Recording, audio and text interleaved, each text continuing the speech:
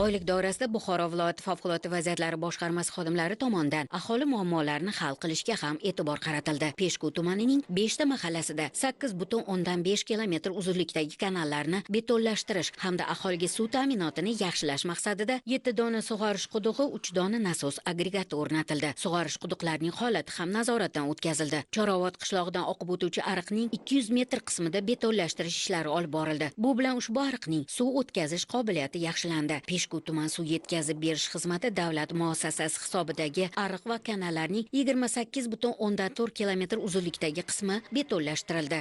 Oylik davomida Peshku tumanida ijtimoiy soha obyektlarida, tadbirkorlik subyektlarida, barcha davlat tasarrufidagi obyektlarda targ'ibot tashviqot ishlari olib borilmoqda.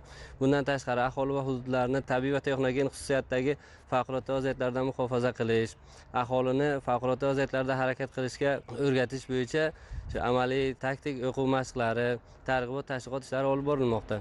Jarayonlarda aholi ko'p to'planadigan maskanlarning xavfsizligi holati tekshirilib, mavjud kamchiliklar bartaraf etildi. Mas'ullarga tegishli tavsiyalar berildi.